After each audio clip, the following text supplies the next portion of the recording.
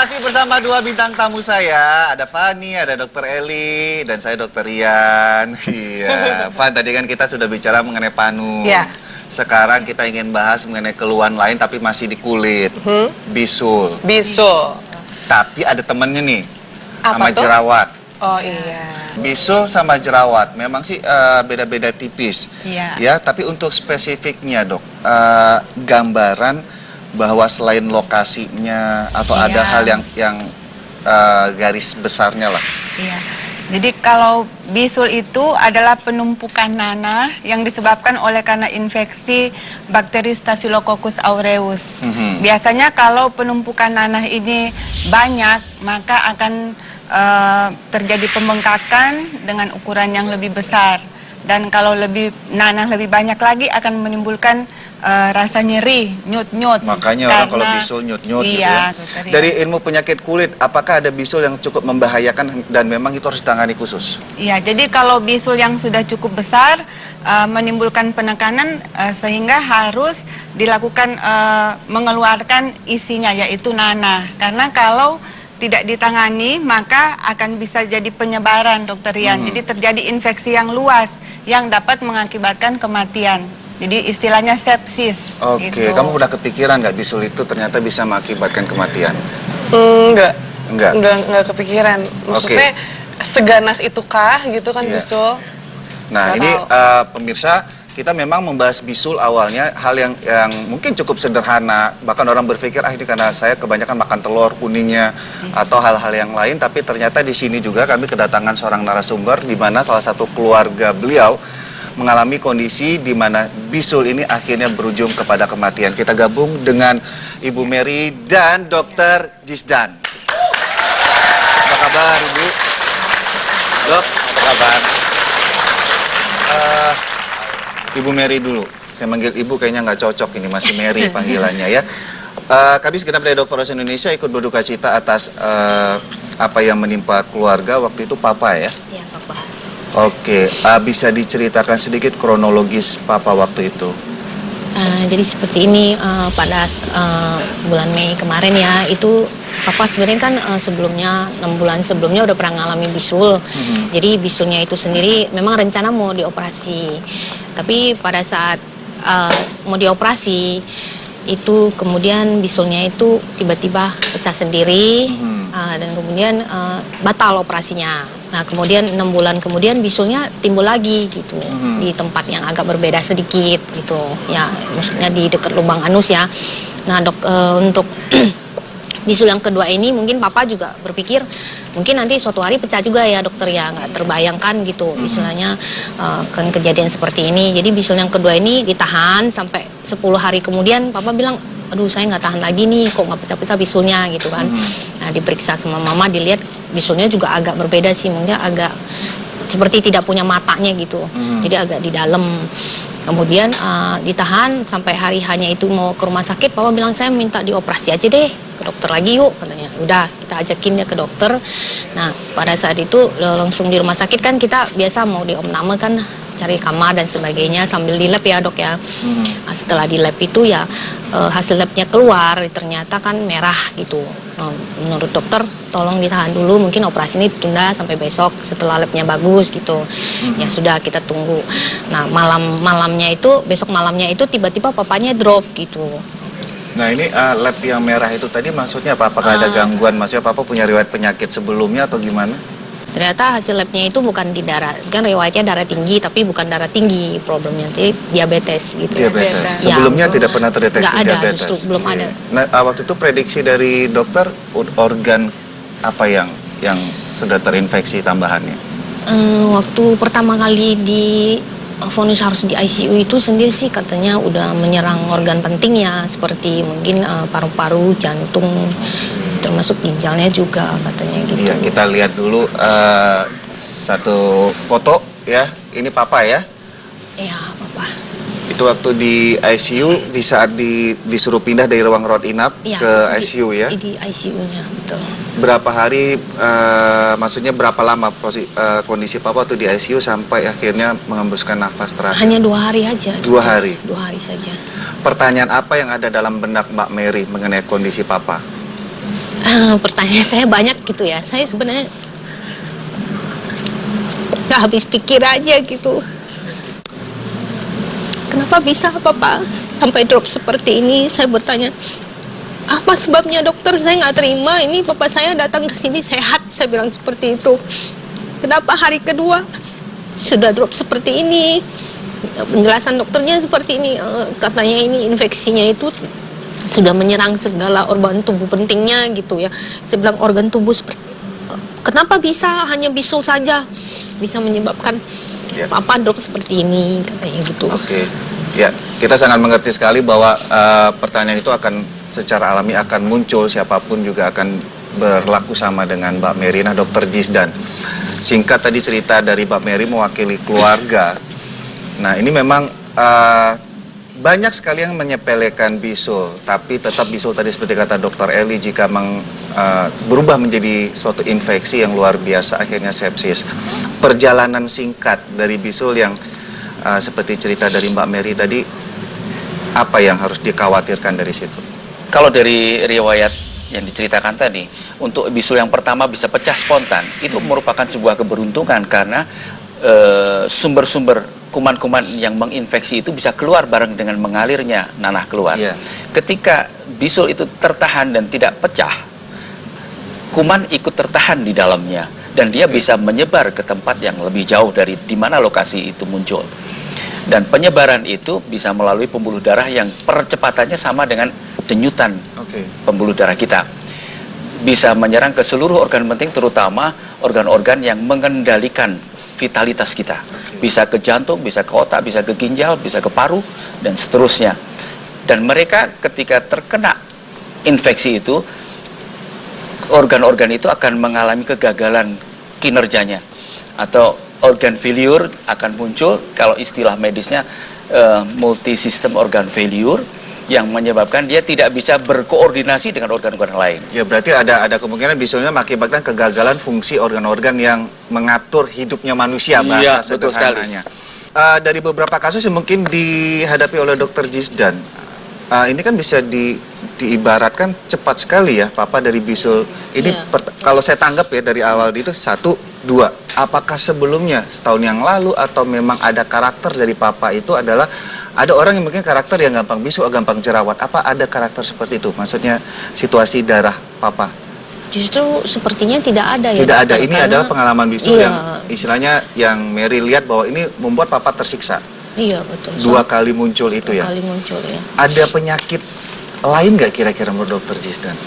Faktor yang mempermudah timbulnya bisul yang kemudian potensi kegawatannya menjadi gampang terjadi, itu ada faktor-faktor penyakit-penyakit kronis yang bisa dialami oleh seseorang dan belum tentu bisa ketahuan pada saat dimana dia tidak mengalami satu penyakit yang membuat dia datang ke dokter.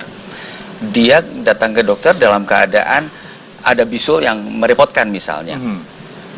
Sebenarnya sebelum ada bisul, ada sesuatu yang selama ini tidak pernah terdeteksi karena tidak ada semacam general check up dan sebagainya, sehingga potensi-potensi tubuh yang memudahkan terjadinya penyebaran atau kegawatan satu masalah yang sederhana sebenarnya pada orang yang normal itu menjadi muncul pada dia. Ya, tadi ada misalnya diabetes, misalnya itu bisa amat sangat mempermudah perlemahan stamina tubuh dan mempermudah kegagalan penghambatan penyebaran dari infeksi itu di lokal. Tubuh punya potensi untuk melokalisir, tapi ketika potensi itu terganggu oleh masalah-masalah sistemiknya termasuk diabetes, maka potensi itu menurun, hilang, dan akibatnya tidak mampu mencegah penyebaran dan pelangsungan penyakit itu. Dokter Eli, aku mau tanya lagi. Berarti sebenarnya bisul seperti apa yang harus diwaspadai? Kan tadi seperti dibilangin karakter bisul tuh banyak. Jadi secara kasat mata tuh kita harus tahu, wah ini nih harus diwaspadai banget. Itu yang kayak gimana? Bisul yang misalnya kalau tergantung lokasi ya Dokter Jisdan. Jadi ada bisul-bisul yang misalnya timbul di daerah wajah, misalnya daerah hidung. Kita tahu daerah wajah ini banyak sekali pembuluh darah, pembuluh saraf yang merupakan bagian penting. Jadi seringkali kita lihat pasien yang mengalami bisul pencet-pencet dengan tangan yang kotor itu bisa terjadi penyebaran. Sedangkan banyak organ vital pada daerah wajah itu yang perlu diwaspadai. Kemudian kalau bisul itu berulang, nah bisul berulang ini bisa merupakan petanda bahwa ada gangguan lain di dalam tubuhnya, seperti tadi papanya dari Cimeri ada ternyata diabetes mellitus. Jadi itu bisa merupakan tanda dari adanya gangguan pada organ dalam, jadi penyakit yang lain. Jadi keadaan-keadaan bisul seperti itu yang kita perlu waspadai. Ya. Dokter, saya mau bertanya ya, sebenarnya untuk bisul itu sendiri sejenis penyakit menular tidak ya doknya? Iya. Jadi kalau bisul pada keadaan tertutup, jadi belum bisul yang pecah, itu tidak terjadi penularan ke orang yang lain, tetapi bisa terjadi penyebaran ke tubuhnya sendiri. Jadi bisul yang menyebar istilahnya. Kapan bisul ini bisa menular? Apabila misalnya bisul ini pecah dan kontak dengan orang lain, misalnya memegang daerah bisul yang pecah itu, kemudian pegang pada orang lain, maka akan terjadi penularan dari infeksi Staphylococcus aureus. Oke, jadi memang apapun itu keluhan yang terjadi pada tubuh kita, sebaiknya kalau misalnya apalagi udah seminggu diperiksakan ke dokter. Sekali lagi kami dari tim Dokter House Indonesia turut belasungkawa Mary, mudah-mudahan pertanyaan dari pihak keluarga sedikit membantu dari penjelasan Dr. Jisdan dan Dr. Eli. Terima kasih sekali lagi Dr. Jisdan, Mbak Mary, Dr. Eli. Ya, setelah ini kita akan membahas mengenai beberapa kebiasaan yang dapat merusak kulit Anda. Sesaat lagi di Dokter House Indonesia.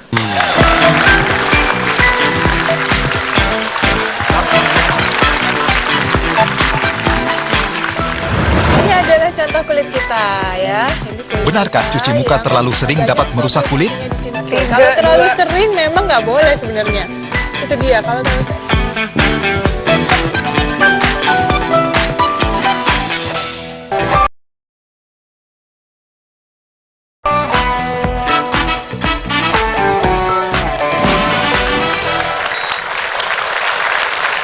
Anda masih di Dokter House Indonesia. Sekarang kami akan membicarakan tentang kebiasaan yang menjadi keseharian kita ternyata bisa merusak kesehatan kulit kita.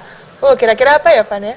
Paling gampang nih kalau aku, buat cewek-cewek yang rambutnya berponi nih, kayak misalnya Dokter Aisyah, mungkin kayak sering banget kayak nyibak-nyibakin rambut, padahal tangannya kotor. Oke, gitu. jadinya Itu, jerawatan. jadi jerawatan. Bisa. Terus kalau enggak, saking takut jerawatan, akhirnya cuci muka pakai sabunnya tuh kayak terlalu heboh. Oh, gitu ya? Ternyata bukannya bagus, sembuh, malah tambah jerawatan. Iya, malah jadi kering ya, kayaknya Jadi kering, kulitnya. Bener kan? Bener, bener banget. Tapi kalau mau lihat lebih lanjut nih ya, kita saksikan ya tayangan berikut ini.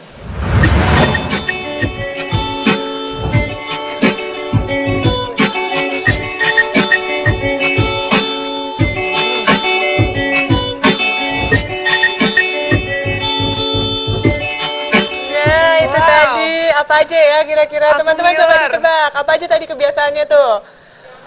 Iya. Makan yang manis. Apalagi tadi ya? Tadi ada junk food juga ya. Ada junk food ya, makanan yang tinggi garam. Apalagi tadi? Iya, betul banget, alkohol. Itu adalah kebiasaan-kebiasaan yang ternyata bisa merusak kulit kita.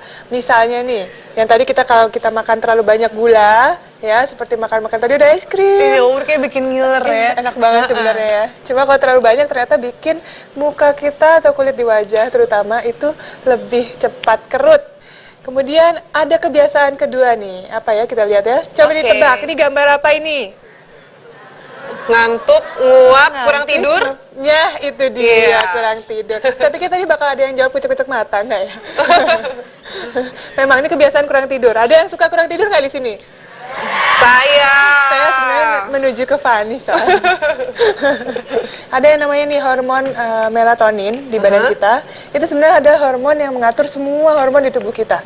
Dan paling banyak itu dihasilkan pada malam hari ketika kita tidur. Biasanya jam 2 pagi atau jam 4 pagi keluar sehingga sel-sel tubuh yang tadinya mau meregenerasi kulit ya, itu tidak terproduksi dengan baik. Akhirnya ya itu dia. Cepet keriput juga, cepet tua juga, mukanya terlihat lebih letih. Kebiasaan lainnya apa ya kira-kira? Kalau kita langsung ke meja demo aja, ya kan? Siap. Penonton di studio nih semua cantik-cantik hari ini. Saya yakin semuanya pasti pakai make up. Bener nggak? Ada yang paling nggak pakai bedak, ya kan? Saya mau nanya, nggak cuma sama penonton di studio, tapi sama Fanny. Kapan terakhir kali mengganti spons bedak Anda? Kalau aku sih Ayo. kebetulan, Ini langsung malu. kalau aku sih kebetulan orang yang concern banget sama yang namanya sponge. Udah tahu ya. Soalnya jadinya. kalau misalnya lebih dari sebulan nggak dicuci, itu bisa bikin kayak beruntusan, berjerawat. Itu dia. Kadang-kadang orang sudah tidak menyadari nih ya, yang namanya spons itu biasanya dari beli bedak pertama kali sampai habis. langsung sampai dikuret-kuretin ya sponsnya satu. Bener nggak? Ayo ngaku. Ayo, bener kan? Jadi tetap harus dijaga kebersihannya ya. Kalau nggak dicuci, ya diganti lah dengan yang baru. Kalau seperti aku ini. biasanya 2 minggu sekali. Kemudian ada juga yang sering kita tanpa sadari, kita share dengan orang lain. Apa ini? Lipstick dan lip gloss. Lip gloss. Ada lagi, jangan menyepelekan penggunaan eyeshadow, eyeliner, dan maskara. Loh, kadang-kadang nggak apa-apa kan cuma di luar aja gitu kan. Tapi ternyata kalau misalnya menggunakan eyeliner yang sudah dipakai ke orang lain, ternyata orangnya lagi infeksi matanya, Lagi bisa sakit mata saja ya, Teh? menular. Oh, iya. Lu nggak mau kan? Nah, ada solusinya tapi tenang aja. Lebih baik pilih eyeliner yang berbentuk pensil seperti ini. Kemudian diraut menggunakan rautan sehingga bekas orang lain itu hilang. Jadi bersih lagi ujungnya, ya kan? Iya. Kemudian ada lagi kebiasaannya, biasanya kalau kita setelah menggunakan make up, itu mencuci wajah dong. Pasti. Tapi mencuci wajahnya seperti apa nih? Kita lihat di meja selanjutnya ya. Ayo.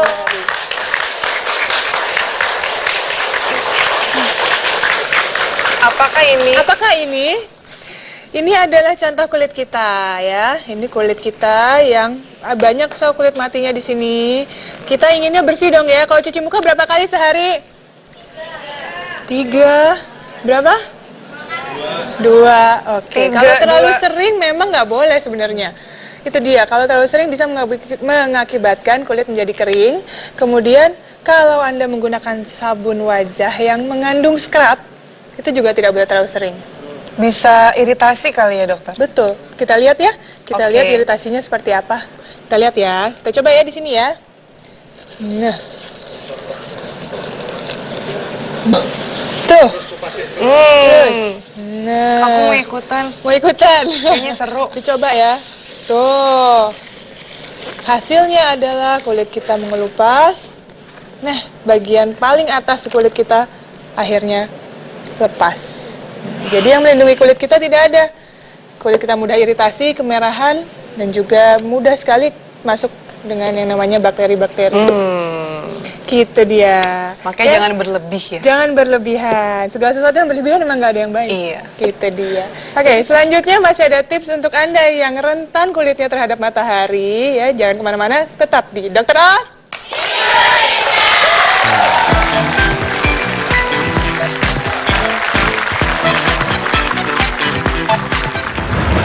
Kulit rentan terhadap matahari, bagaimana solusinya? Ya, karena memang ini ada suatu keterlibatan sistem imun tubuh kita, selain adalah pigmen yang ada di kulit.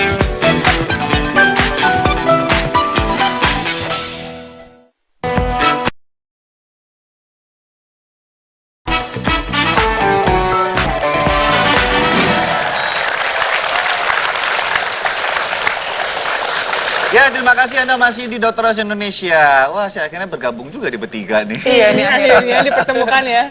Iya, Kami bergabung. dari tadi. Oh ya benar, kami dari tadi di Dr. Os Indonesia ya. Kita bahas aja nih, ada yang mau nanya nih ke Dr. Os Indonesia. Dia jauh-jauh nih, ada yang mau nanya. Kita lihat aja yuk. Oke. Halo dokter, saya Isna. Saya kan latihan dan kena matahari setiap hari.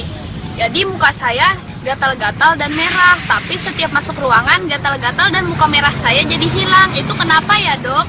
Terus cara ngilanginnya gimana? Makasih. Terima kasih Isna. Terima kasih. Kenapa dia sering panas-panasan? Tampaknya dia atlet ya. Oke, ini kalau keluar panas, gatal merah. Tuh, Kalau masuk lagi ke ruangan ber-AC, keluarnya hilang. hilang.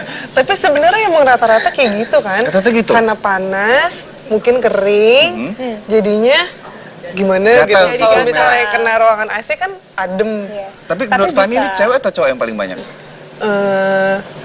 Cewek. Cewek ya? Bener nggak sih? Panas-panasan Ini penonton saya kayaknya. rata-rata cewek Ada nih. yang pengalaman. Bener nggak? Merah? Gatal? Hilang nggak wajahnya? Enggak ya? Tapi ada pengalaman Horor khusus dong. nih, yang namanya kalau gatal kena merah-merah waktu kena matahari, itu ada yang namanya solar urticaria. Ya. Jadi itu alergi sebenarnya, alergi tapi terhadap sinar matahari. Tuh, repot ya? Repot banget. Ya ada juga istilahnya fotosensitif. Dalam arti ya bagaimanapun matahari ini kan sangat bermanfaat buat kulit kita sebagai stimulan untuk pembentukan dari vitamin D. Iya. Tapi tidak menutup kemungkinan ternyata beberapa ras kulit seseorang itu meningkatkan risiko alergi terhadap matahari. Alergi. Kulit-kulit putih biasa dokter Esa ya. Betul, biasanya Jadi berbahagialah. yang kulit hitam Yang kulit biasanya lebih hitam. kuat. Lebih gelap, nggak enak ngomong kulit hitam mas. Oh iya, Oh, baiklah. dokter, mungkin tadi ada salah satu kenapa cewek-cewek lebih sering merah-merah. Kenapa? Kebanyakan selfie, dok. Ya kan, lagi panas di sekolahnya. Oh, gini ya. Ya ini bicara masalah fotosensitif atau alergi terhadap sinar matahari, ya tentunya ada beberapa hal yang harus diperhatikan juga. Ya, karena memang ini ada suatu keterlibatan sistem imun tubuh kita, selain adalah pigmen yang ada di kulit. Karena tadi kita sudah bilang bahwa ras kulit putih itu lebih sensitif karena memang pigmen yang memproteksi dari sinar matahari itu lebih sedikit. Akhirnya reaksi alergi tadi yang dikata dokter Esa itu lebih mudah muncul. Betul. Sekarang cara mengatasinya. Kalau misalnya ini masih ringan ya tingkatnya, kita bisa menggunakan hal yang mudah seperti vitamin E. Konsumsi vitamin E itu membantu. Kemudian pertolongan pertamanya adalah menggunakan aloe vera atau lidah buaya. Langsung saja diusapkan. Atau bisa juga menggunakan zat-zat seperti quercetin Iya, yang mengandung flavonoid. Bisa membantu. Terus yang terpenting adalah Isna, karena Isna kebanyakan aktivitasnya di luar ruangan, gunakan yang namanya tabir surya. Surya. Ya, Jangan SPF lupa. minimal 15, tapi juga tergantung terik matahari. Kalau di Lombok itu lumayan butuh 30 dan tergantung berapa lamanya Mesti Anda. di-reapply, diaplikasikan kembali Ya, setelah mungkin beberapa sekitar jam. 2-3 jam sekali ya, dan tentunya bisa aja dengan resep dokter obat namanya kortikosteroid, tapi ini harus pengawasan dokter, tergantung juga tingkat berat ringan dari keluhan kulit akibat fotosensitif atau alergi matahari. Betul. Yang penting Fani dan penonton setia Dokter Indonesia tidak alergi bersama saya Dokter Rian dan Dokter Esa. Iya, enggak kok. Kita selfie dong berarti ya untuk menghindari alergi. Baiklah. Itu tadi sudah ngerti ya.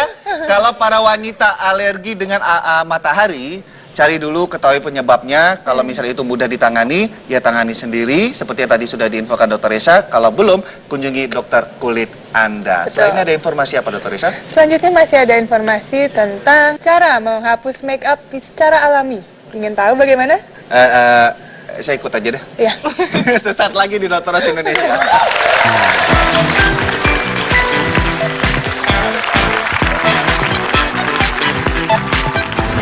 Kita juga menggunakan sabun cuci muka aja, tuh ada yang masuk ke paru-paru tidak terangkat. Akan ada tips sederhana untuk membuat penghapus make up sendiri. Sesaat lagi.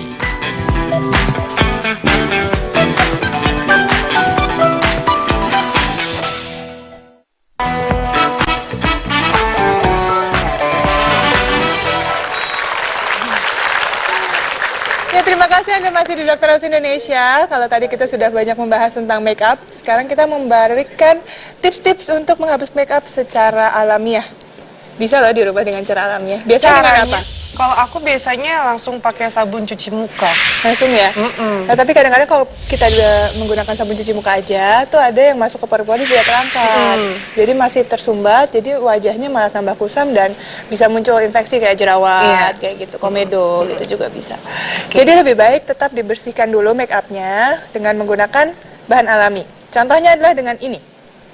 Apa ini?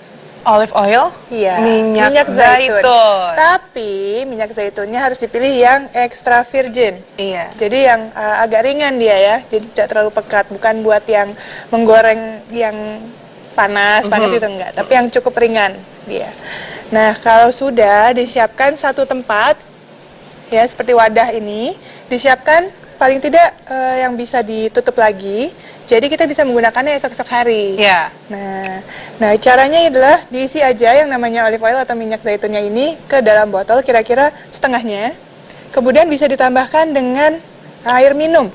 Atau kalau misalnya lebih bagus, Anda bisa menemukan air aloe vera.